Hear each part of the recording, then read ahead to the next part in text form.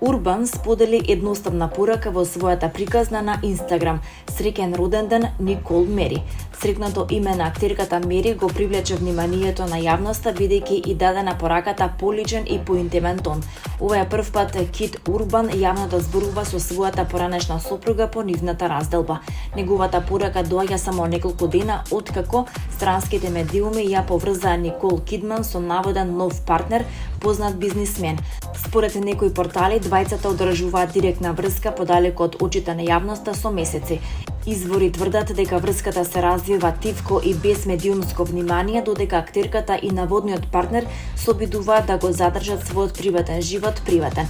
Никол Кидман и Кит Урбан се разделија во септември 2025 година по речиси 2 децении брак, а нивниот развод официјално беше финализиран во јануари во Нешвил, Тенеси. Поранешната двојка има 2 деца, Сандеј Роуз Кидман Урбан и Фейт Маргарет Кидман Урбан.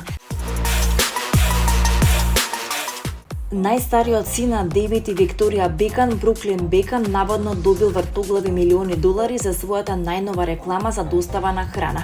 Ова информација доаѓа откако тој се најде на мета на жестоки критики во јавноста дека бесрамно ја наплати рекламата со која ги исмеа родителите. Семејството Бекан и понатаму се наоѓа среде конфликт, а Бруклин одамна беше обвинет дека ги предал своите најблиски за огромна сума пари по објавувањето на рекламната кампања во 2 дела, пишува Page 6. Само 5 месеци откако јавно изјави дека тој и неговата сопруга Никола Пелц сакаат приватност, Бруклин се соочи со гнев од обожавателите кои го нарекоа безвреден поради соработката со компанијата за достава на храна. Сега е откриено дека за оваа кампања навистина добил милионска сума. Се што му носи пари е добро, тоа покажува дека неговиот бренд е присутен и дека цвета, изјавил извор близок до него, наведувајќи дека за кампањата е платен најмалку $1.000.000. Сепак семејството Бекам наводно воопшто не било импресионирано од овој потек. Бруклин тврди дека сака мир и приватност и дека нема никаква врска со семејството, а сега се обидува да заработи пари од сето тоа. Открил добро упатен извор за Page 6. Во промотивното видео објавено во понеделникот, Бруклин со насмевка вели: "Веројатно се прашувате зошто го гледам светското првенство во фудбал 2026 година од дома. Тоа е долга приказна.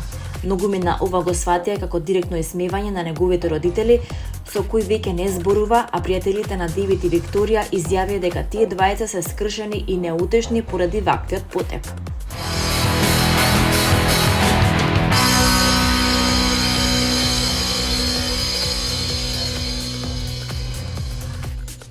Младиот македонски кантавтор, мултиинструменталист и продуцент Иван Кукич издаде нов албум Зачарани круг, издание кое носи 11 авторски песни и го продолжува својот препознатлив музички пат, комбинирајќи различни жанровски влијанија и врвна музичка вештина.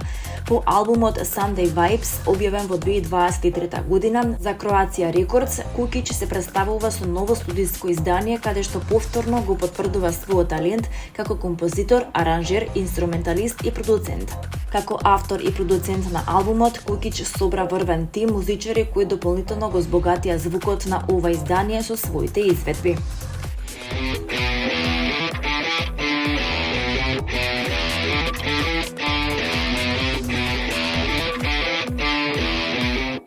Изведбата на монументалното дело Кармина Бурана од Карл Орф во градскиот парк во Скопје беше оцената како еден од највпечатливите културни настани годинава.